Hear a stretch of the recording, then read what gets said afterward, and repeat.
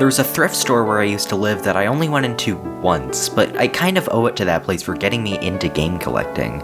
It was the first time I looked at a secondhand store and thought, I wonder if this place has any video games. They didn't. Kinda. They were mostly a furniture store, but they had one of those rotating DVD racks right by the entrance with one game on it. I bought that one game from them, and though I didn't realize it at the time, that game would continue to grow and grow, metaphorically, and that game... I didn't realize it until I actually put the disc in that it was a Burger King game. The actual Burger King mascot was retired a little before my time, so even if the silhouette wasn't a silhouette, I wouldn't have known. And it's not like I checked the back of the box. It was the only Xbox game they had, so it didn't really matter what it was. And you're not gonna believe this. This game was weird? And, I mean, yeah, no shit, it's a Burger King stealth game, but that's not really what I found weird about it. The oddly sinister music being drowned out by the idle noises of birds and wood being cut, the loud sound cue cutting through it all whenever you go near literally anything, and it's a strangely oppressive atmosphere. I mean, I know it's a stealth game, but it doesn't really feel like a stealth game. The hiding animations are so long, and the hiding spots are in such strange places, that it doesn't even really make sense for them to be there. In fact, it doesn't even really make sense you're hiding from these people. They don't care that you're here. It's not like they shoot at you if they catch you or something. They just point. The king has placed these restrictions on himself. I don't know why they decided that a sawmill was a logical choice for a first level. I searched for a bit to see if it was a reference to a commercial or something, but, nope. I'm not really complaining. It's strangely peaceful. If you ignore the surreal sound design, or, I guess, acknowledge it, and find a place where nobody can catch you, just look out into the low poly woods and appreciate the atmosphere. Listen to the birds sing. What? Yeah, speaking of surreal sound design, that's the sound of somebody collapsing from hunger. Birds signifying somebody becoming unconscious or confused is pretty typical, but not when you can't see them. In fact, the sound cue turns off when you can see them. I don't know if the game explains its mechanics anywhere, but you have to go out and find people to deliver Burger King hash browns, yeah, not burgers in the first level, before a time limit runs out and they collapse. I bring up sneaking not just because I find it really funny, but also because I think it's a pretty good guideline on what I mean when I say unpolished. So, what do I even mean by unpolished? I don't know, man. Unpolished. It's kind of hard to explain what I mean by this. I feel like it can mean a lot of different things. I thought about just calling these weird games, but a lot of these games aren't really that weird. Not really bad games either, just unpolished. I define it with two words, janky and experimental. Sometimes the jank creates the experimentation, and sometimes the experimentation creates the jank. Not really unpolished as in rushed or unfinished or bad, mostly just unpolished compared to what's coming out now, whether it's in the game series or in gaming in general. It's not a perfect definition, I don't even really know if unpolished is the best word for it, but it's better than calling this video the art of the janky and experimental game, not really unpolished as in rushed or unfinished or bad, mostly just unpolished compared to what's coming out now, whether it's in the game series. Not perfect, pretty loose, but I think you'll be able to figure out what I mean as the video goes on, so why don't we start on something else that I feel like encapsulates this well. Encapsulates. What a good word. Get ready to hear that a million times.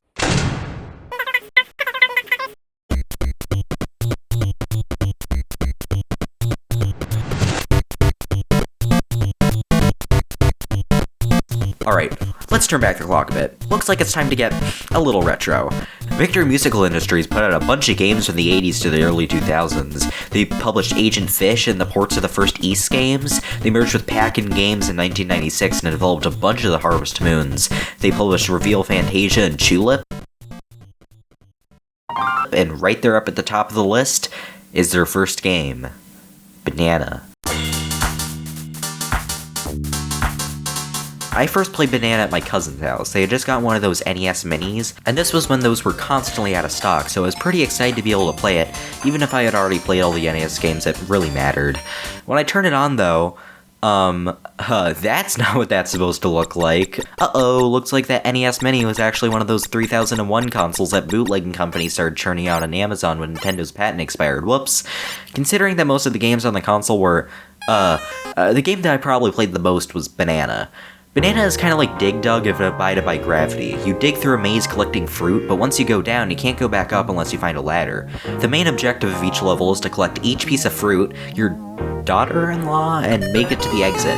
You can't die, but if you dig underneath a boulder, it'll cause a cave-in when you pass it. You can't go over it, and you can't go under it because you won't be able to emerge on the other side. Banana is kind of an interesting game to me, because it sort of has the vibe of a really early NES game, something like Balloon Fight or Tennis. Nobody had really figured out that you can actually draw backgrounds or have music playing. Nobody had figured out how the NES worked yet, but this was released in 1986, the same year that Zelda, Metroid, and Dragon Quest came out. This was the first year that the NES started becoming actually recognizable as a modern game console, and not just an Atari 2600 with better sprites. But Banana is kind of stuck in the age of black and brown. No, not the 2000s, the 80s. When I played originally, I had a lot of fun with it. I feel like I might have made it to at least, like, level 10 maybe, but then suddenly, seemingly for no reason. Why did he just melt suddenly? Huh? Was that a glitch or something? Was he supposed to look like his flesh was melting off? Eventually I realized it's because pressing B and A at the same time kills you so you can retry the level, but I never really had an explanation as to why he looked like a baby glitch when he died. Until now! To save on the colors, the common technique NES games would use was to make the background black and have an empty pixels on a character sprite, so it would blend in with the background and create the illusion of an outline. But this comes with the downside of making it so if your character overlaps with another sprite, the empty spaces get colored. The reason it looked so messed up was for two reasons. One, Banana was overlapped with Bananette, so when a suicide sprite showed up, the sweat on his face became colored with her pixels, making it look like he was bleeding or melting, or instead of just sweating. And two, I was far away from the screen. Okay, I guess that's a mystery solved. So is Banana fun? No. There are like 100 levels that you can select from the very start of the game, but only in multiples of 6, which is weird, but fine. Unfortunately, if you restart a level more than twice, it boots you back to the start of the game, and you can't go back to where you left off unless you made it to a multiple of 6. And on top of that, you move slow as hell, and loud as hell. Jesus, calm down. Uh-oh, bad game alert. But it's charming. I like Banana. His mission is admirable, and he's kinda cute. Bad game alert, bad game alert. Another NES game I played for this video was Woody Poko, also Japan exclusive and also from 86. I've literally only ever heard of this game because of an Easter egg where pressing the B button 300 times in the bread store lets you see one whole frame of boobs. Wow. I was always kind of interested in what kind of game it actually was, though. It seems kind of weird for a low-budget Famicom platformer to have a store, right? Well, actually, it's not really a platformer at all. It's kind of like a shitty version of Majora's Mask. It's more of an action game than a platformer. There is platforming in it, but it's hardly the focus. You can select an item to put in your left and right hand and on yourself in your inventory. At the start of the game, you get these potions and these snowballs so you can throw at enemies, or at least try to. The biggest problem with games that are oriented like this is that if you fuck up the hitboxes, it's like super hard to get any hits on the enemies, and this game is no different. It's kind of crazy how big in scope this game feels. There's like 5 shops, inventory management, money management. The sprite work is all pretty cute too. I really like the NES style of sprites where everybody is Zelda or Peach and their outlines and clothes are all gaudy pastel-y color. I would say Mario too, but I actually wouldn't because that's not the shade of Peach I'm talking about. For a while, I thought that the thing in his bag was a shovel because there were these holes everywhere and people kept talking about digging holes, but nope, that's an umbrella mapped to the same button as your expendable resources. That's fun. The sprite work in general, besides the umbrella, is actually really good in this game. I really like how the mountains look in the background. That use of harsh blacks instead of actual sensible shading is classic NES sprite work. I think the reason that's so retro is so annoying to me and other people is because the NES, and I guess other consoles by extension, have such a unique and interesting art style, and unless they're making an actual NES game, nobody has even tried to replicate how interesting the limitations placed on the artists were, and how interesting it made the games look. I feel like this game is like the perfect encapsulation of how cool NES sprite work is, because it has the actual good shit that came out later in the NES's life, and the balloon fight and Excitebike shit. The title screen is the black void of a sports game, the janky sprite work of a Famiclone game. He's doing the Kirby's Adventure thing for some reason, way before Kirby's Adventure came out, but then you actually go into it and it's like really good looking. Unfortunately, like Banana, game bad. The movement is super janky, and whenever you die, it reloads you right over where you died, so you die immediately. There's this one character that only gives you hints if you're playing as a girl, which also doubles as an easy mode because the developers hate women. The reason I compared it to Majora's Mask, in case you haven't noticed already, is because there's actually a clock constantly ticking in the corner. When it becomes nighttime, all the stores close and the houses close, and it becomes super hard to see, so you basically just have to sit there until it becomes day again. I never made it far enough to see how the day-night cycle affects progression, but I'm assuming however it is probably isn't that fun. I'm kind of impressed with how big the scope of this game was, though. Like, a real-time clock is a really cool and modern-feeling mechanic, one that I'd really like to see in more games. Then again, this was in '86. It's kind of insane that they didn't see any of these things as issues. This wasn't a Konami game, this wasn't a Western-developed game, it's just a bad game. They were seriously banking on the boobs selling people on this, but hey, what can I say? Doesn't that just make the game unpolished?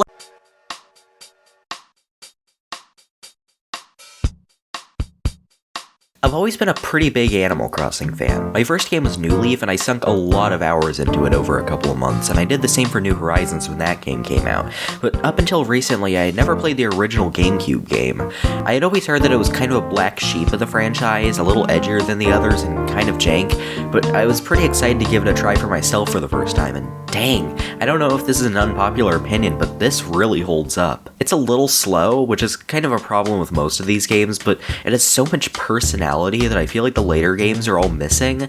I knew that the villagers were supposed to be meaner in the original game, but I really wasn't expecting them to go this far. Like, they're fucking intense in this game. I'm kind of surprised that Rossetti is considered the childhood trauma part of the game, when the villagers' insults cut so much deeper. Even the conversation with Rover is kind of weird. He keeps cackling at you with his weirdo cat eyes. I heard about Tom Nook being this evil monster, and I had never understood that until I played this game. Jesus, he sucks. This game kind of has a Sims 1 thing going on, where it's like very obviously a satire of capitalism and consumerism that gradually got sanded out over time as the companies that owned it decided that it wasn't great for their image to do that. Like, the mortgage isn't supposed to be a fun thing. Nobody who played this in 2001 thought that they were buying a game about paying off loans, but now they just treat it like something fun and quirky, and I don't like that. In the modern Animal Crossings, all you'll hear the villagers talk about is snacks and weightlifting. If they're female, all you'll hear them talk about is, fucking nothing. In the original, they might be mean, but they're also informative and useful. You can ask the villagers in this one for quests, which is basically just free furniture. Instead of talking to you about the bed bugs that they made friends with, they talk to you about game mechanics. Modern Animal Crossing explains the daily shop rotation with, haha, you know what I love about this town? How fun it is that we have a shop that always has new stock, haha. And GameCube Animal Crossing is like, you know what I hate about this town? We only have one shop and the product they sell is shit 90% of the time. But I keep having to come back as the shop has a daily rotation of items. Damn that Tom Nook. But I feel like all this kind of adds to the vibe strangely. The first Animal Crossing is really kind of oppressive feeling. The colors are a lot darker, even in the daytime. The game will just decide to punish you for really innocuous mistakes like resetting or... Even if it's a scary face that won't attempt you to commit suicide, it is still funny. It won't work.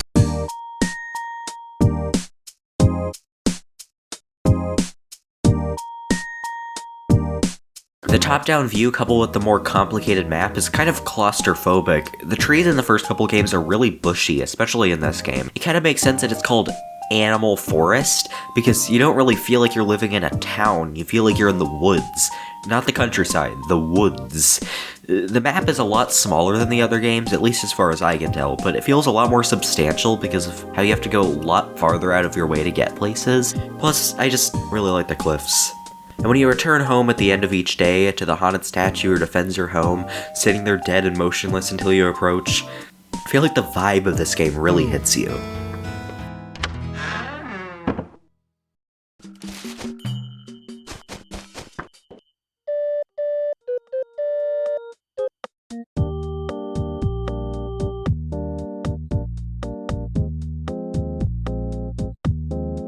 The music in this one is probably the most unique in the series. I don't know if it's necessarily my favorite, but it's definitely my second favorite at least. New Leaf uses a lot of accordion pianos, Wild World uses a lot of guitars, but the thing really linking all the songs from ACGC, Animal Crossing GameCube, is an electronic beat and an occasional melody reuse. The soundtrack just feels a lot more experimental and interesting in this one. There's a song that has a bunch of cat sounds sprinkled in for no reason.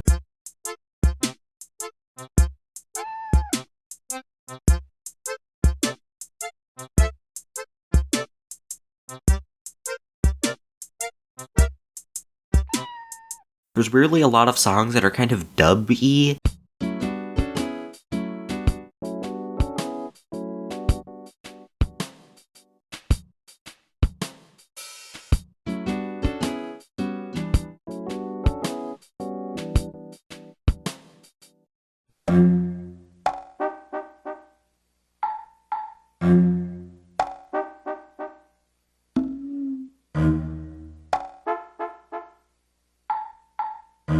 This is the only game in the series that I know that uses this version of the museum theme, and I despise that.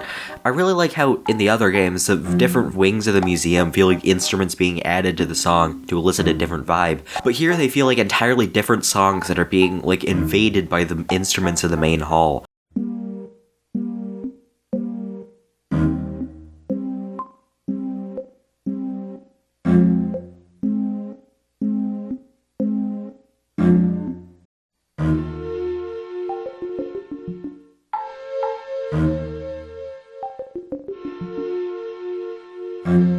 The cello was already kind of intimidating compared to the rest of the instruments already, but when it and the woodblock are like cutting into the serenity of the music, I don't really know how to describe the feeling it gives, but you know how before the fucking bassoon or whatever kicks in the modern museum theme, it kind of feels like you're stumbling into some ancient ruins or something? I kind of feel like it's like that, except everyone's dead. I'll let you decide for yourself what that means. I'm kinda surprised that the game was as well received as it was, considering how much it looks like an early N64 game. And it is an N64 game, but it sure as hell isn't an early one. Conker's Bad Fur Day came out a month before this, and the difference in technical quality is kind of insane. I'm thinking that they are kind of able to excuse this away with how experimental the art style was already, though. Sharp triangles are already a pretty big motif in this game, so I guess that, coupled with the official drawn art not trying to smooth out these edges, did sort of explain this as a weird art style and not a port of a year-old Japanese-only game. The art direction in general just feels a lot more experimental than the others. First of all, it's just a really strange choice not making you able to change the characters' hats from two extremely specific ones, the Viking helmet for boys and the princess hat for girls, especially nowadays when stuff like this is basically a given for life sims, but it's actually an extremely clever solution to their limited memory. You don't have to deal with players wanting to change their hairstyle now because you can't see under the hat. You don't have to deal with players wanting to change their hats now because a lot of players couldn't tell that it was a hat. The way the game uses these strange patterns is just so much more unique than the other games, or really any other game on the market. There are these perfect rings dotting random parts of nature. The grass is made up of perfect shapes. The other games have tried making these patterns look more natural over time. Wild World changed the dirt to a much more normal looking pattern. New Leaf made the trees more tree-like and put a gross film over the grass that just made the whole game look kind of dirty.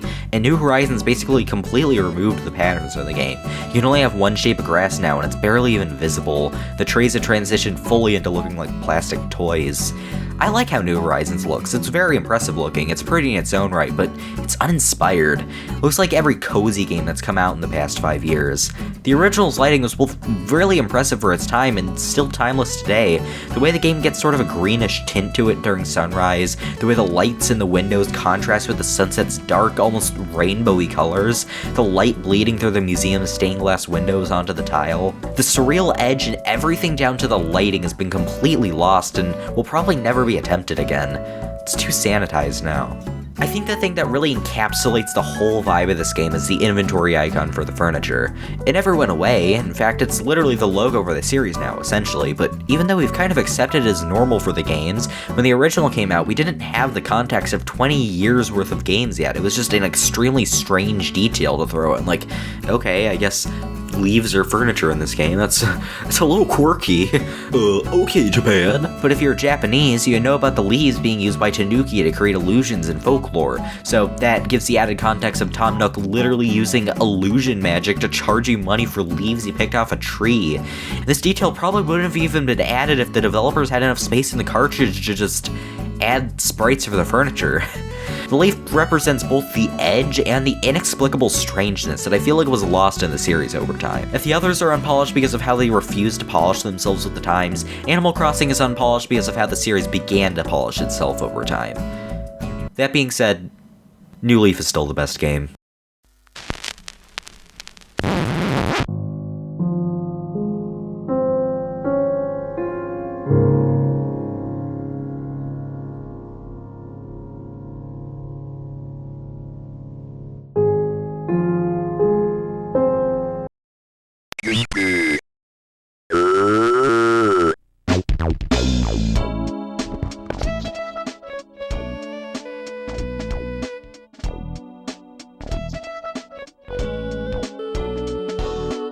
Another game that I feel like fits into this category pretty well is Minecraft.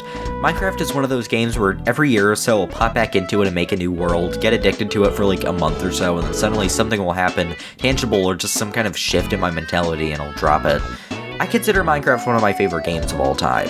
Honestly, I consider Minecraft one of the best games of all time. I've put hundreds of hours into this game over the course of multiple years over multiple consoles. With that said, I've only beat the Ender Dragon once. That's for a lot of reasons. None of my friends really play the game, and without friends there isn't really a reason to put effort into builds. But I think the main thing is, the game just kinda sucks now. That's a extremely regurgitated take in basically any community, and a lot of times it absolutely just boils down to annoying people being bitter, but in Minecraft's case, I feel like this is absolutely warranted. Modern Minecraft has no fucking idea what it wants to be. What do I mean by this? Well, ever since some of the earliest versions of Minecraft, the game has been publicly available and playable to everybody. The game would be updated like every other week with new shit in short bursts. One week you get minecarts, the next week you get fucking redstone, one of the most ingenious game mechanics ever devised, and that just drops on you one day. The game wasn't perfect, but it was good. Everybody knew the developer. It was weirdly common in fanworks from the 2010s to treat Notch like a god. I'm not saying that's a good thing, but it's true. You don't see Mario sprite animations doing that, usually, and that's because Miyamoto didn't have a Tumblr blog and a constant stream of updated versions of Mario 1 shipping to people every week. The texture work and the model work and even the code work were all extremely janky, but that was kind of the point of Minecraft. The idea that you can just rip apart this game and create your own mechanics. One of the greatest things about early Minecraft is that you basically had to learn everything through word of mouth and experimentation. Even the tutorials in the console editions only really tell you to build and mine, and it basically just left you to explore at your own pace. Other than that, everything I knew about the game was shaped by what my friends showed me, what I saw in YouTube videos. For a super long time, you couldn't craft powered rails, so people created this janky-ass mechanism to speed rails ahead for you. I remember that the most common fridge design people would make was this, a dispenser that would shoot a random food item at you each time you open the fridge, because the alternative was just using a wooden chest. The textures and the models were all so bad and weird that it became normal to use sunflowers as coins, or staircases as roofs, and this was after Notch left, but I seriously think it's great. Armor stands as literally anything. The early versions of the game have such a great vibe to them. The fog is reminiscent of old N64 and PS1 games. As you walked, it would play these loud, crunchy steps. Even when you're walking on sand or wool, there's a crunch to them. It's really odd. Every sound effect in this game is completely burned into my brain. If you had a bunch of animals walking around, you would just have to deal with them all constantly going off at the same time. But even with the noises, it still somehow manages to feel kind of quiet and lonely. Just wandering through this surreal forest in silence, only broken by your own footsteps and then the occasional and then suddenly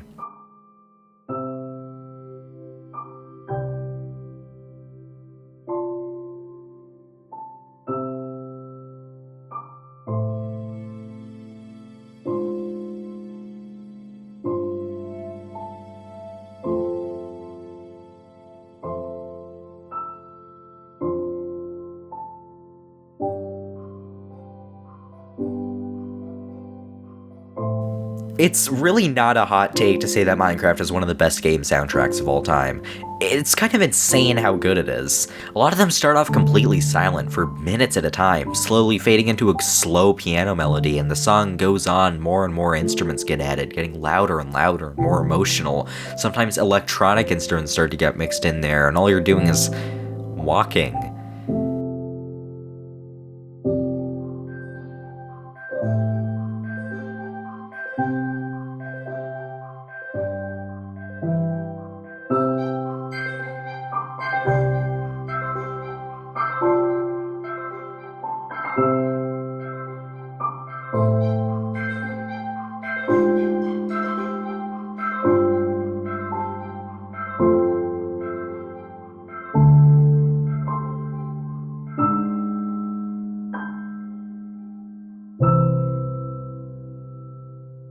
People usually refer to volume alpha as calming, but I feel like that's kind of not really that true, actually. The songs are all typically split into two halves. The first half is the calming part, where it's mostly just piano and some kind of background instrument, but then it goes quiet, and when it returns, it comes back, like, really loud, kind of sinister sounding, mischievous maybe? I don't know, it's really unique.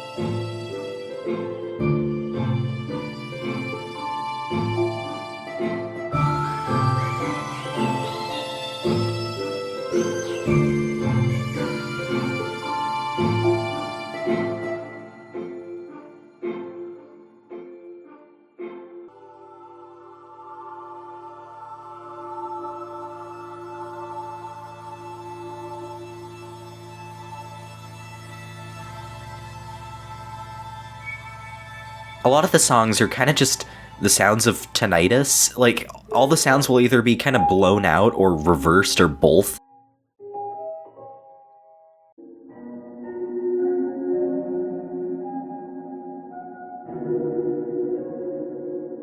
It makes for kind of an uncomfortable vibe, especially when one of the songs is literally just ASMR of a chicken being killed and eaten.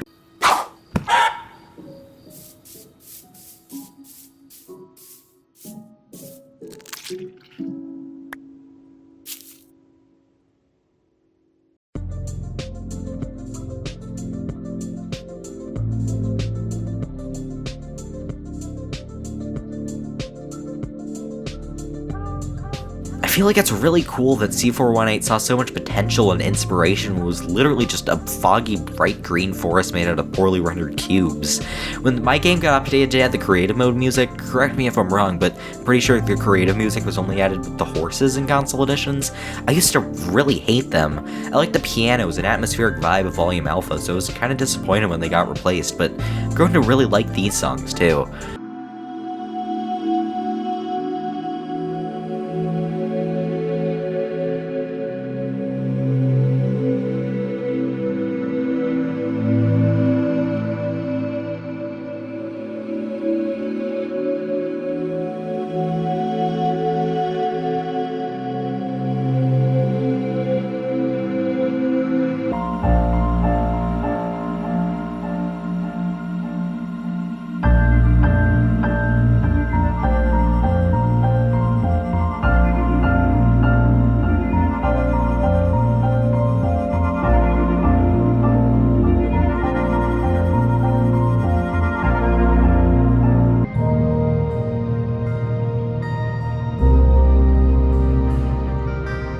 Basically everything I've praised Volume Alpha for being kind of sinister and confrontational, is turned up to 11 here. They're a lot longer and more experimental than Volume Alpha. Sometimes the songs go up to like 10 minutes long.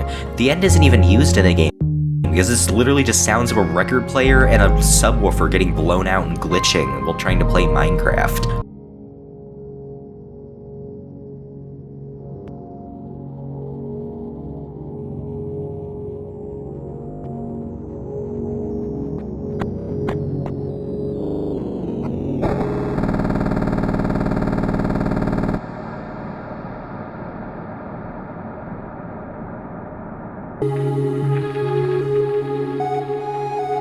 There's a lot more electronic instruments and synths, too. What is this, some kind of Moog City Hatsune Miku? I literally can't understand anyone who thinks that the soundtrack is bad. People think it's boring, which I guess that's kind of the whole point, though. People think it's cringy, which, yeah, but it's not bad. Is this because it got to the top spot in the Opera GX soundtrack ranking? Why do people care what fucking Opera GX's opinion on video game music is? I really like Doc's art, but I'm kind of glad that they never ended up going forward with fully implementing it, because I feel like that would have just turned Minecraft into a very different, less unique game. I was a bit split on it for a while, but you know what? No. The new art fucking sucks. It's really good art. I love the art. It's a great way of evolving the game into a more professional style, but I feel like for Minecraft it kind of sucks. To me, the shitty art is the entire soul of the game. The rough edges of it all, coupled with the genuinely beautiful soundtrack, is the game. The simplicity of the art invites you to shape the world, and the music tells you what's possible. Plus, you have like this intricately designed pixel art, really great texture work that's still stuck in this flatly shaded, poorly animated world. The art style worked because of the way it was rendered. There was a thick fog, it was low resolution and pixelated, the shading was flat. To reiterate, the art was shitty. Now, they've ironed all of that out except for the shading. All the marketing would leave you to believe that the game looks like this, but nope. I would use shaders, but there aren't any shaders that look good. I don't want my game to look too much like Nintendo hired this man. I want the actual professional art designers to make a lighting engine that makes sense for the game that they want to make, which, based on the way they animate the trailers, is not this. Also, the 15th anniversary map that they made, it literally looks nothing like the game. Like, it's not animated anything like the main game, it's not textured anything like the main game, it's not even the same developers. Like, they just made this thing, like, to celebrate the legacy of the game, and it doesn't even look like the game that they're celebrating the legacy of. Minecraft is stuck in this limbo where Microsoft desperately wants to evolve the game into a new era, clean it up, make it professional and cohesive. They made the world design less glitchy over time, they patched a bunch of bugs people had used for redstone contraptions. They're really pushing for people to play on a compromised version of the game without the history and community of the original, with a giant fucking ad on the main menu.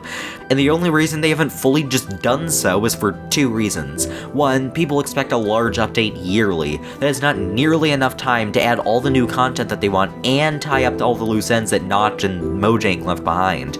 Two, they're terrified of destroying the core of the game. They think if they change anything that they deem to be vital, they'll turn away all their old fans, despite the fact that they've already done so many times that it would just be better for everyone if they just bit the bullet and fixed the damn game. There's a really simple solution to this, by the way. Just make a sequel. I know that's kind of blasphemous, but like, RuneScape did it.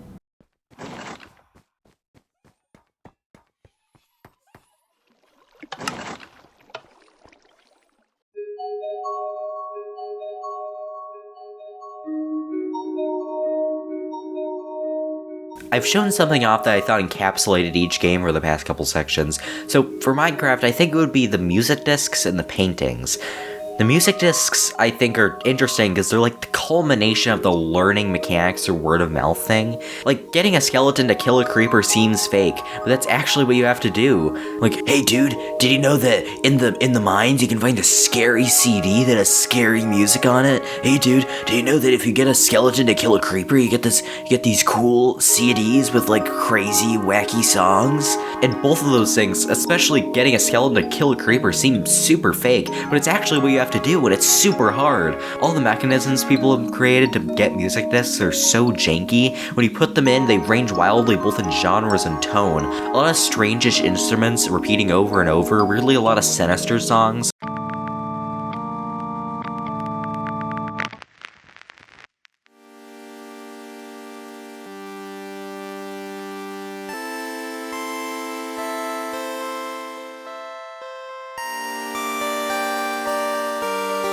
I never listened to Word for years because I just assumed it was another 13 or 11, but no, it's a good song. Apparently the original idea for 13 was that it would be playing while you're in the mines until you find the jukebox playing it, like a diegetic version of the cave noises.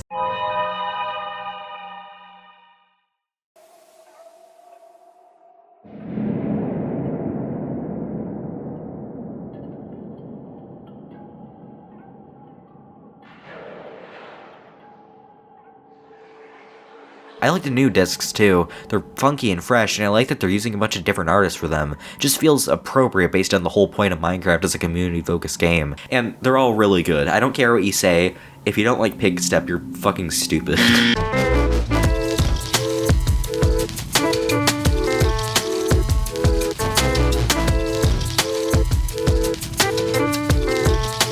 It's really disappointing though that the only reason that C418 hasn't given us Minecraft Volume 3 yet is because Microsoft wants to make all the money off of his music. It just feels like such an insult to him that this guy that basically created your game's identity matters so little to them that they'll just drop him and replace him. Not you. I like the paintings a lot too. If you don't know, somehow, all the paintings in the game are downscaled and pixelated versions of real physical oil paintings by Christopher Zetterstrand. I love his artwork on its own even more, but when it's all compressed and hard to make out, and inserted into what's basically a roulette whenever you put a painting down, it's very cool. Having the only paintings in the game be abstractions of already abstract paintings just makes the game feel so much more, like, mysterious. Like, I knew a lot of people who didn't know who this was supposed to be, and for people who did know who it was, why is he here?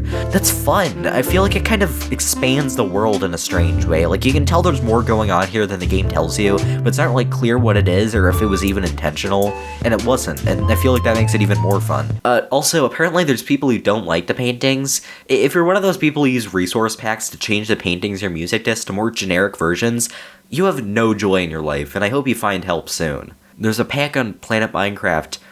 Literally all it does is change all the music discs to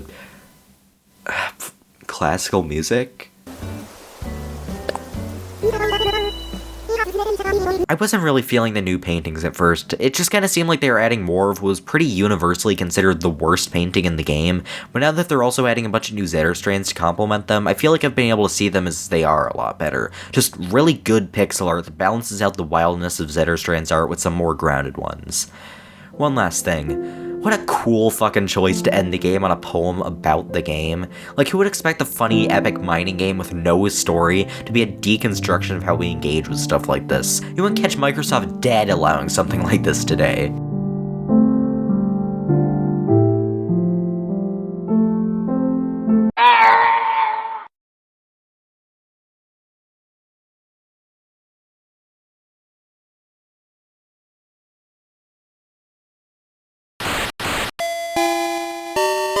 Speaking of King's Quest, I played a little bit of that for this video too, and honestly, I really love this game. By modern standards, it's technically, like, really bad, but I think that's kind of the charm of it. Literally everything in this game kills you. You'll just be walking along and suddenly some fucker will come out of nowhere and kill you or soft lock you. But you can save anywhere as many times as you want, so as long as you aren't being dumb, it doesn't really matter.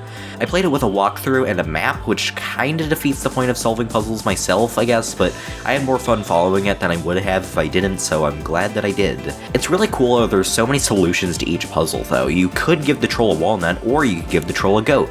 You could get in the bucket before you cut the rope, or you could soft lock yourself. The game is extremely vague. There's a lot of times where you'll be given a hint towards something hours before you find it, and then not be given any sort of indication that the hint is anything to do with the puzzles you have to solve. For the first pretty long stretch of the game, you're just sort of wandering around, picking up junk. The first, like, big thing you can do is get into the witch's house, but for some players, you might not even get to do that because of how weird the mechanic with it is. Basically, you have to type that you want to eat the house, and if you hear the witch calling from inside, you have to come back later when she isn't home. This whole picking up junk sequence is pretty typical for adventure games, but I feel like it's just way cooler here because the map is so big. You have so much more freedom on the order that you do things, or how long you can go before you realize you softlock yourself. It's fun. I feel like something I've noticed in a lot of Western games is that they take themselves so much less seriously. In Japanese games, you'll just get, like, a game over, but in Western games, it's like, oops, that's gotta hurt. Sucks to suck. Wanna try again? There's so many secrets that come from having a text parser.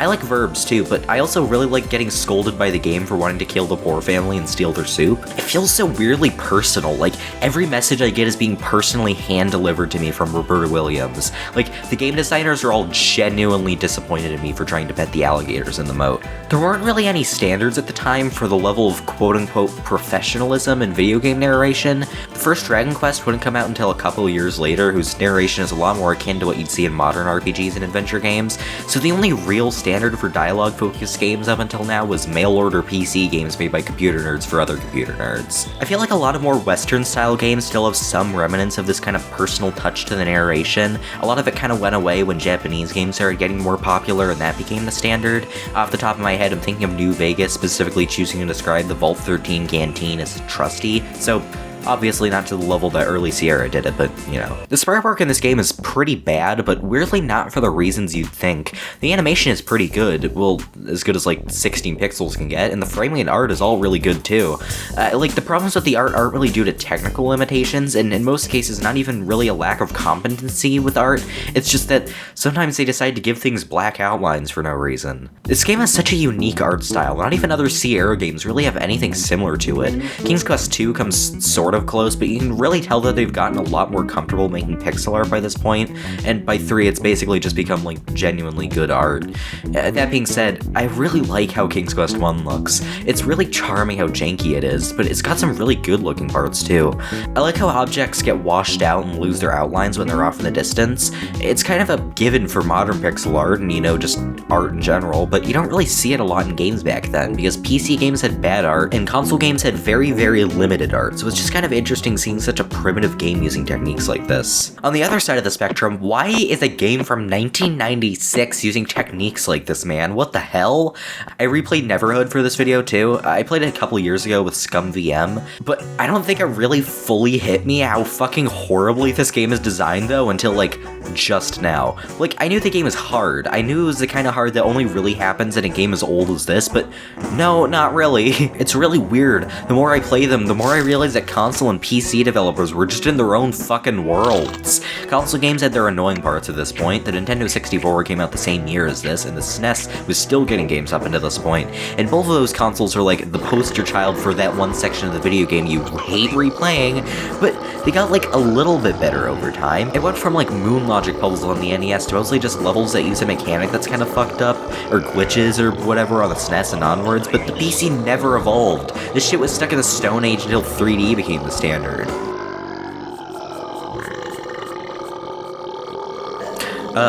So I genuinely think that the Neverhood is a great game. I mean, obviously it's extremely visually impressive. I feel like stop motion is pretty well respected nowadays, but I never see claymation get the same sort of love. Not really in recognition, just in like people using the medium. I guess it's just because it's so much harder to pull off well that most people just decide not to. Off the top of my head, I'm thinking of Lee Hardcastle, Takena, Aardman. That's all I can really think of like currently in operation claymation animators. 2 of those are web animators, one of those hasn't posted in 2 years, and one of those is probably one of the biggest stop motion animation studios, period.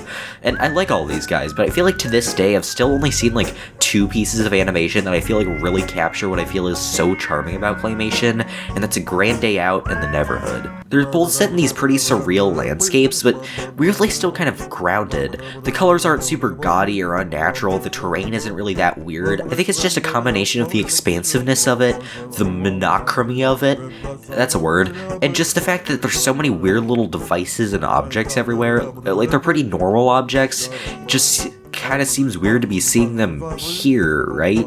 Like, the structures and stuff are weird looking, but they aren't really that weird. They're just kind of twisty. The grass is kind of weird, but it's not really any weirder than, like, the live-action Cat in the Hat. You don't see people handling that as a masterpiece of art design. It kind of reminds me of, like, seeing an art installation on the side of the road in the middle of nowhere. In Illinois, an arboretum set up these huge-ass wooden sculptures of trolls that you can only kind of see over the horizon on the highway. There are, like, 5 of them. A couple of them are on hills, and a couple of them are in the woods, and they stayed up for like a year, and they're really freaky to see. But I've been kind of ignoring something this whole time. The sky. Where are we? Is it nighttime? Are we in space? Are we in the void? Well, the quickest way to find out would be to take a trip to the Hall of Records and oh no!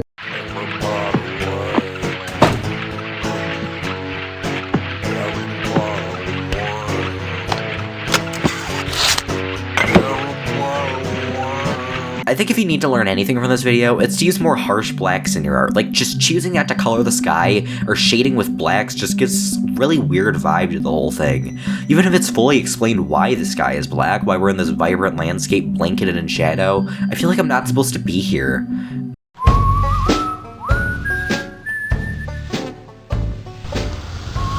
The story of the Neverhood is basically taken from the Bible in the account of creation and man's fall from grace. Also, this tan? I talked about Zelda Dirt Peach, how about Zelda Dirt Tan? It freaks me out, and I don't know why. It's used a lot in Gumby and A Grand Day Out, obviously, and the Neverhood.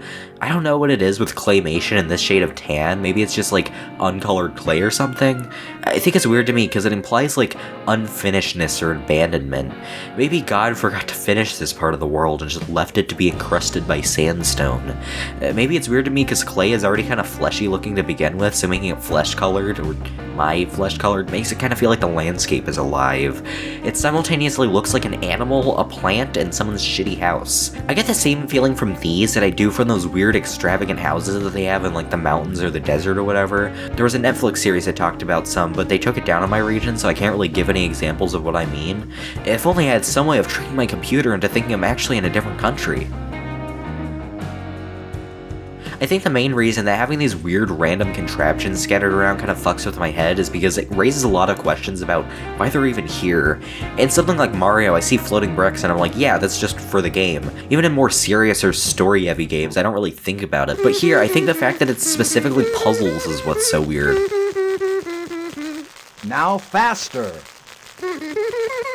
This mountain has runes growing out of it. This building has a creature that only exists to solve a puzzle.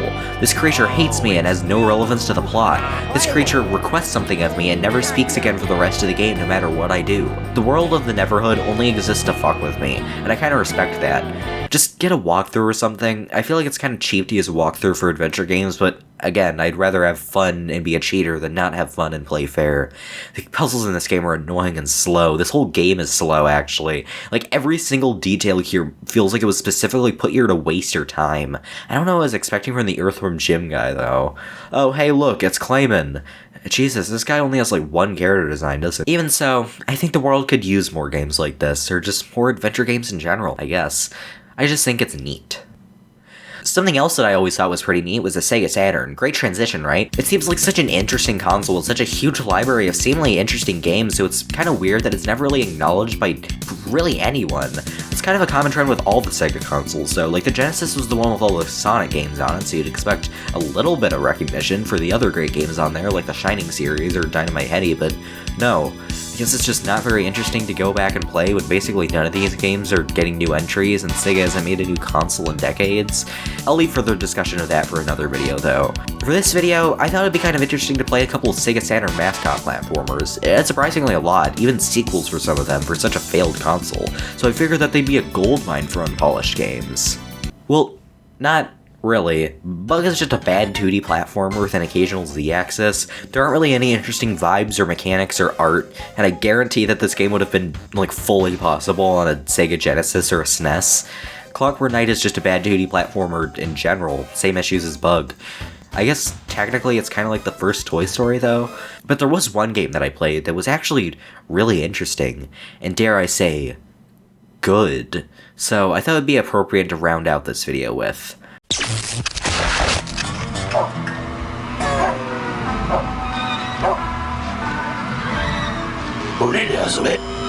But first, some honorable mentions. I talked about it already kind of a lot in this video, but I've always loved the visuals of this game. It uses a bunch of techniques to stylize it that were used a little when the game came out and basically never after it came out. This motion blur during cutscenes comes to mind. It makes it all feel really frantic and psychedelic. I don't think I've ever seen anything in a game that's as fucking, like, instantly iconic and cool as this.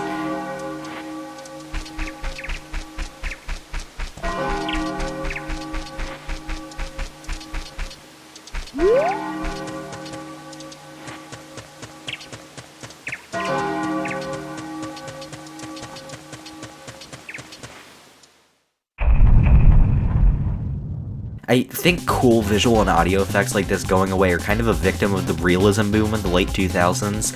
I'm sure that the full screen mod is fun, but if it costs one of the most unique parts of the game, then I probably won't be trying it anytime soon. Holy shit!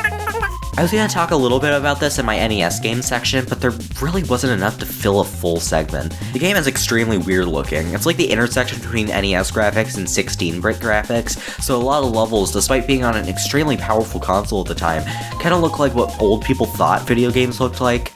I've only really seen this with Western-developed games and early developed SNES games. Maybe other companies just had more time to get acquainted with detailed pixel art since they were all in the arcade business. The sports levels look like the golf level in Pizza Tower if they forgot to decorate it. I chose the Genesis version because I heard it was bad. Not really any worse than the PC version, huh? Here's another game with pretty similar appeal, Project S11 is a Game Boy Color game from 2001, a little late there guys, but you can definitely tell it was made later in the Game Boy's life. It's pretty much indistinguishable from a mid-stage NES game, I'm kinda shocked. All the techniques I praised the NES for earlier apply here. I played this in the first place because I heard about the game's music being made with a specially developed tracker, and yeah, the developers, Paragon 5, created a tracker for the Game Boy that was using stuff like Shantae, and people call Shantae's music impressive. Have you heard this game?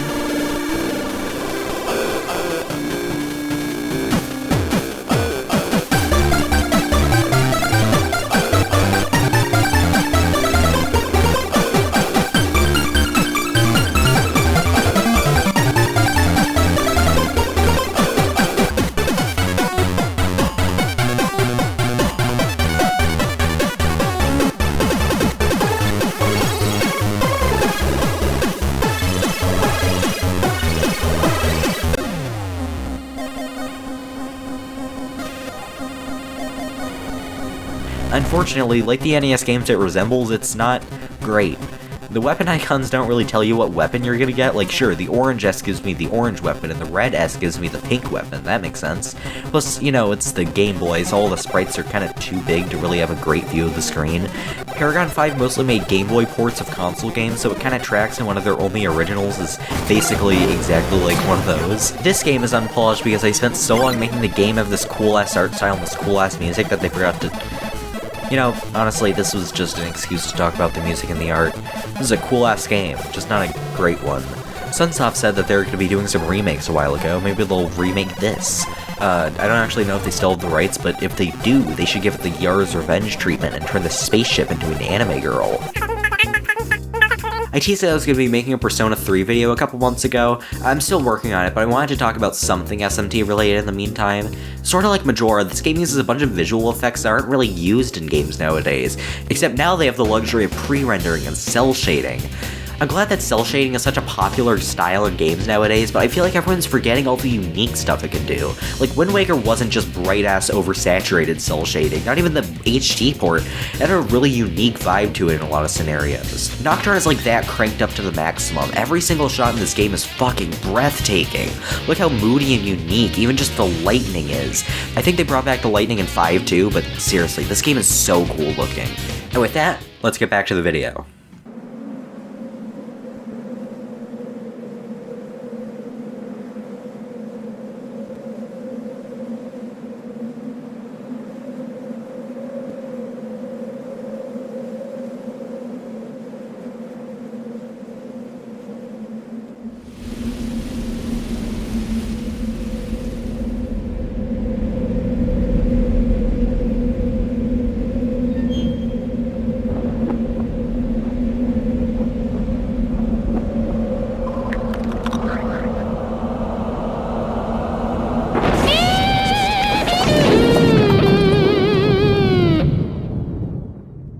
This game has always registered in the same part of my brain as Wild Woody. Both are very FMV-heavy platformers, both are Sega games that don't really feel like Sega games, both were trying to fill the void left by Sonic when they were trying to figure out what to do with him during the Saturn era, both are about an inanimate object coming to life, and both I haven't played. Until now. Well, I still haven't played Wild Woody yet, but I have played Mr. Bones. This game actually comes on 2 discs, which is pretty strange for a platformer. I think because of how much FMV there is.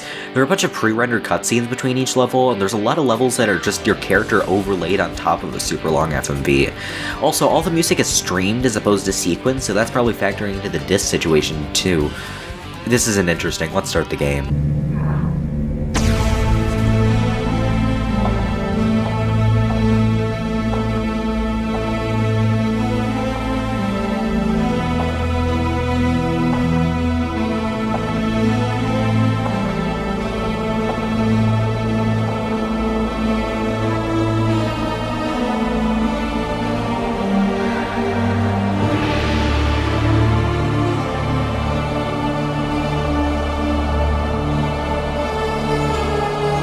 main villain of the game is Dagulian, an evil vampire philosopher with a set of alchemy bongos that he uses to raise the dead.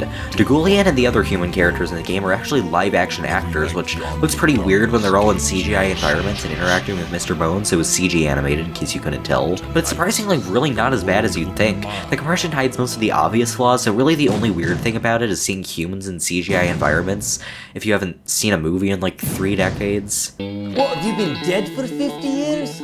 There is one weird thing though. For a while I couldn't figure out what was wrong with Dagulian. There's just something about him that's off. At first I thought maybe he was just bad CGI, then I thought maybe the makeup they put on him was just weird, or maybe the CGI they did to make his eyes and clothes glow red made him look weird, but I figured it out. It's not his body. They superimpose the actor's head into another actor's body, so in some shots his head is too big, sometimes it's too small, and all times it's very, very weird. Apart from that, though, this game actually looks, like, really good. People talk all the time about how good pre-rendered backgrounds look, but I've never seen this game brought up. It looks great. I love how this level looks, rolling logs. The lighting and trees just look so good. Even though the level is super annoying and frantic, it somehow feels kind of relaxing. It kind of reminds me of all those old Pixar shorts like Andre and Wally B and Jerry's Game that are all set in the autumn with a lot of warm colors and saturated grass. One thing I think is pretty funny about this level actually is that the further along the level you get, the clearer it becomes that they definitely intended Mr. Bones to be a lot bigger here. Like once you get to this point, the leaves in the road start getting like huge. I think that's pretty funny. This game's gimmick is extremely weird too. All the promotional material and the manual, they have to dedicate a whole page to trying to explain it. So the reason the skeletons have eyes in this game is actually because that signifies their skeletal magnetism, or skeletism, which is how the skeletons stay together even though they don't have muscles or tendons anymore. Mr. Bones is the only skeleton with blue skeletism. All the other skeletons have red evil skeletism because they're being controlled by Dagulian.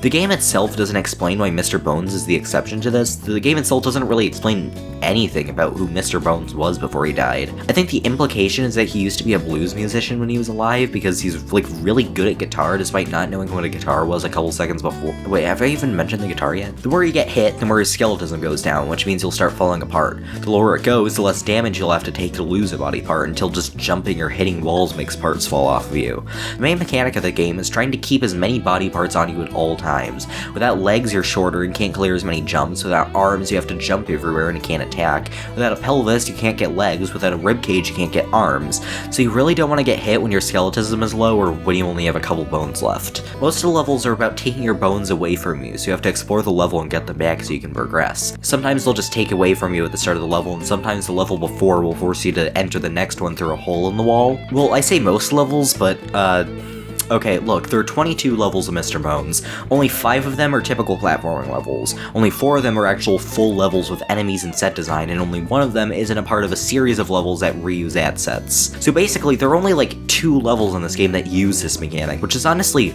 just really disappointing. I wasn't really feeling the mechanic at first, but I took a break from a day or two after the first couple terrible levels and came back to it with a fresh mind, and it's actually really engaging and fun. It's like a mini Metroidvania. But what about the other 17 levels? What are those if they aren't platformers? Well, I'm glad you asked. You know, in the 2000s, there are a bunch of 3D platformers coming out that would try to diversify their gameplay by making you play mini-games or as other characters that don't really control anything like the main game.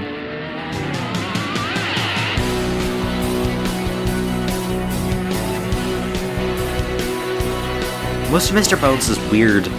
Well, I don't want to say mini-games, because a lot of them are kind of too long and complicated to just be mini-games, but I guess they are kind of mini-games. The first level is an auto-scroller chase level, the second level is a really fucking janky gauntlet where you have to jump over skeleton hands with shitty hitboxes, and then not use your plasma beam against these skeletons. You have to bait them off this cliff. If you see me reloading a bunch of this footage, it's because I am. Then the third level is a typical platformer leading directly into guitar minigame that honestly I still don't really know how it's supposed to work. Then after that, 3 straight platforming levels, which leads to a drumming minigame. So at this point I'm thinking that the game is basically just going to be play a couple platforming levels, play a new instrument, then at the end of the game use all the instruments you've learned over the course of the game to beat Dagulian with the power of blues rock. No, that's the last instrument level, and the last platforming level too. There are a couple levels after this to still technically use the control scheme, but after Disc 2 it might as well just be a different game. It's just bad mini-games. I don't really want to get too into detail about the bad parts of this game, because I feel like Mr. Bones is barely ever acknowledged as it is, and when it is, it's to make fun of how bad it is, but that's not really what I want to do. If the game is kind of bad, let's get back to the good shit. I found this violin and this picture in the attic the other day.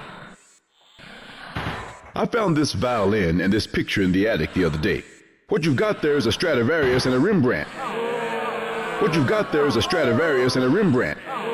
Alright, let's talk story. There isn't really one. I'm not saying the game has like a bad story or a boring story or it has one that's just incomprehensible. Surprisingly, no. As I said before, the cutscenes are really well animated and edited and paced and honestly written. It's kind of like Sonic in my mind, where he's not really that interesting or funny, but their personality and just kind of the idea of them being like the embodiment of optimism, contrasting with the villain who's like the embodiment of cartoonish villainy, is very appealing to me. I called Degulian a philosopher earlier. None of that actually comes from the game itself, kind of. If you boot the game into the Sega Saturn BIOS menu or put it into a CD player, track 11 is actually a monologue by Degulian where he debates the nature of good and evil and his philosophy on why he does what he does. I have lived for centuries, and this is what I have come to know. Morality, humans believe, is only a series of choices, good or evil. Sometimes good prevails, sometimes evil. They balance each other in the long run. That is the myth. The truth. Our so-called moral choices are no more than the flip of a coin.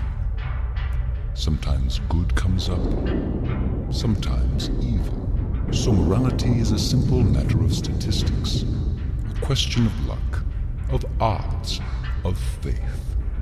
I am not a gambler. I am a scientist. A scientist seeks the most elegant solution to a problem. But what is the problem? If morality is only luck, why not eliminate the space in which it dwells? Then track 12 is a monologue by Mr. Bones where he talks about his memories of life before he died.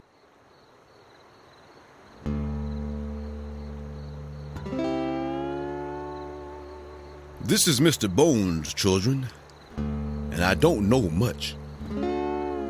I'm missing my skin, my nose, my hair. I'm missing every vital part a person needs to live, but I'm still moving on. No, maybe it's memories that keeps me going. Maybe the good old times are chirping like crickets in this cage of bones. Summers were best when shadows were short and the air was thick. Sitting on the shady porch with an old guitar, picking the old tunes and flipping over the June bugs as they landed on the porch. Now here's what I believe. The night might be full of sudden storms, and clouds as big as planets might hide the stars, and the moon might hide its face from every living thing. But we all will lie happy in our beds because we know that morning will come again and the sun will rise once more. Yes, sir, the sun will rise once more.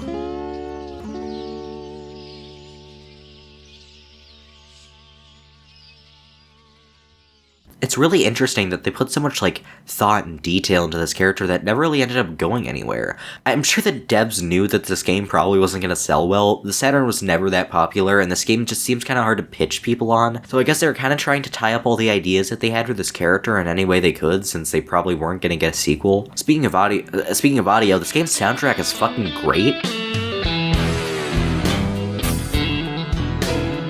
Like, I knew the game was about music. The guitar is right there on the cover. The whole reason I decided to play it for this video was because of this clip I saw from one of the levels where the music is shockingly, like, really good. I don't want to spoil it yet, we'll get to it.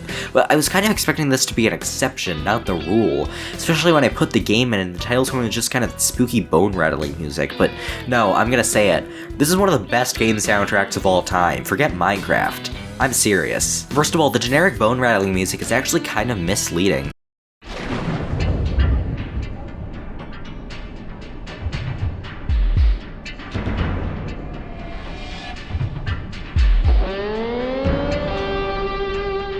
I feel like it in the opening portions of the game where you're in a graveyard at night is sort of to make you think that it's just going to be a dumb, like, spooky game, but then when you actually play it, I feel like it's a lot more, like, psychedelic and a lot of times really beautiful. It's probably why I prefer the Japanese marketing to the American one. And by the time that part of the game has fully shown itself to you and you've moved on to disc 2, title screen music changes to acknowledge this by adding the guitar as a more major instrument.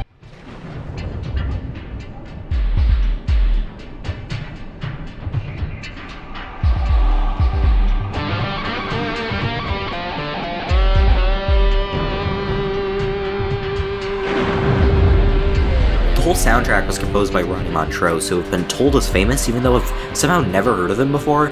I listened to some of his band songs to see if it was just misremembering or something, but no. He actually plays a whole character in the game, this blind guy named Blind Man. The whole reason Mr. Bones gets his guitar in the first place is because he hides away in his cabin after the valley level. There's a whole musical number too, it's really great. Don't think about it, just play it.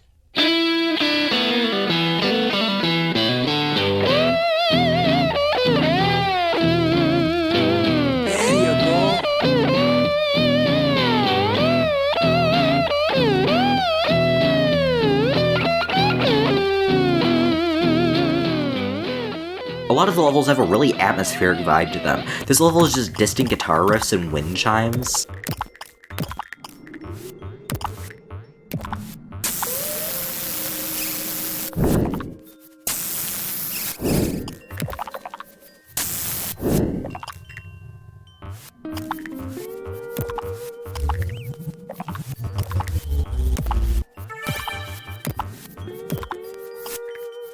You get sucked into this evil vortex world at some point, and the music for these levels is a really good example of this. They're way weirder than the other songs in the game. This level, Glass Shards, is just a really surreal setting in general. It's sort of unclear what your goal is, what you're jumping on, what you're avoiding. It's also really, really hard.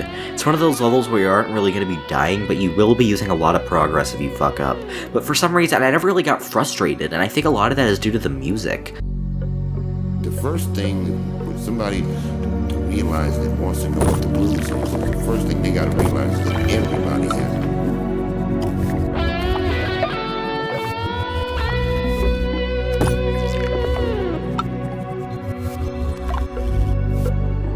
Little baby, as soon as he comes out of mama, man, has the blues.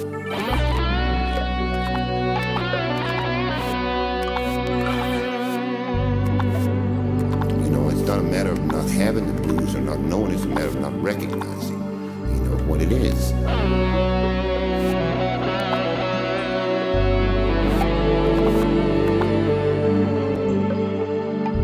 It's just like we think. This was the first thing that I saw from this game, and jeez, what a great first impression. This song is like 5 minutes long. I feel like the reason they specifically put it in the hardest levels to well, for one, so you'd hear the full song, and for two, because it's just really calming and beautiful. You stop thinking about how hard this level is and start thinking about the speech he's giving. This whole Vortex World segment sort of feels like a deconstruction of Mr. Bones as a character. Forgive me if I'm interpreting this wrong, but I feel like the first half of the song is talking about blues as in, having the blues, being sad. But the latter half of the song, once he starts talking about the guitar and music, is more about blues as music and using your metaphorical blues to create literal blues. Sometimes a man's got to cry, but he's been brought up to think that he's supposed to cry, he ain't a man or something, so he takes his guitar and he just kind of...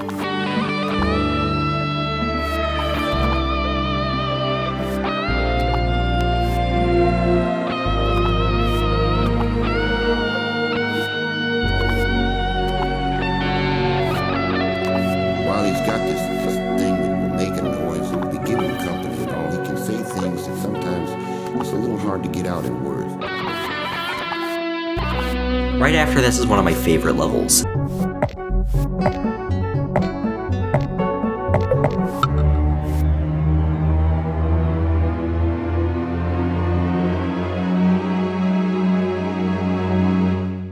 See what I mean about this being like a deconstruction of his character? I don't even know how to describe how strange this sequence is. I feel like I have to show you every part of this, because I can't even really describe it. It's such a cool visual.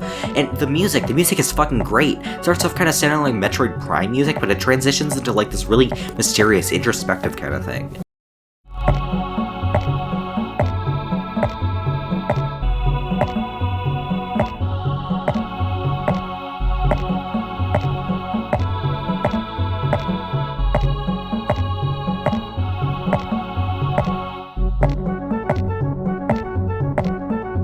Directly after this level, there's another musical number where Mr. Bones serenades this wraith. What can you do in this world? You can't even love in this world. You can't face the darkness, can't face the light. I don't know how many times I can say music good, but fuck, the music is really good, dude. You can't even love in this world.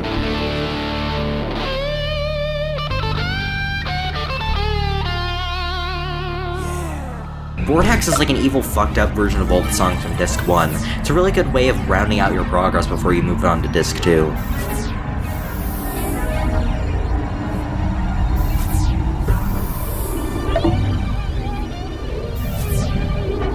I think now's a good time to bring up, you can't fucking listen to most of these songs. There's an official album that you can find on YouTube, but the album omits songs and changes others. The changes don't ruin the songs, a lot of them are great in their own right. Underwater Ride, probably my favorite song in the game, is turned to Red to Blue, which is way better as an actual, like, listenable song, but it's not Underwater Ride.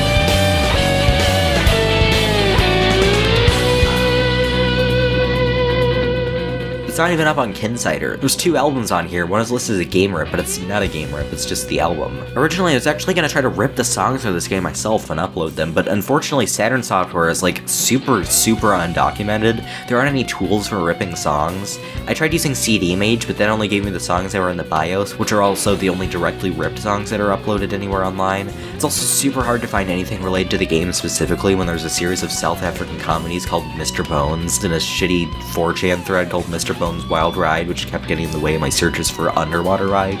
If anyone out there who's smarter than me knows how the Sega Saturn works, rip the soundtrack. Actually, better yet, make a tool for ripping Sega Saturn soundtracks. Do unpaid labor for me. Do unpaid labor. I've already spent enough time on this game, so let's end on Los Endos, the final boss.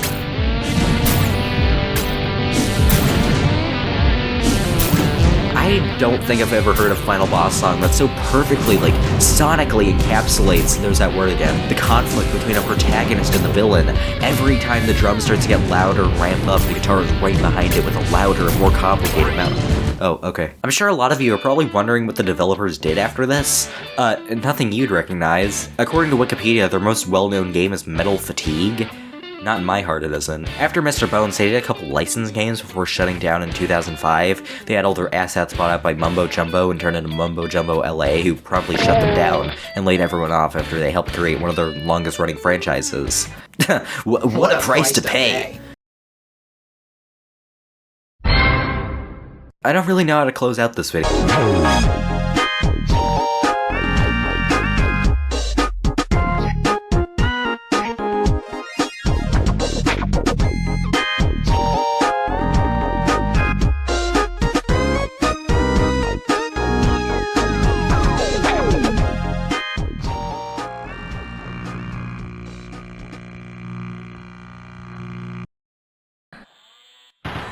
Why are we here? Because they don't want us there. Now,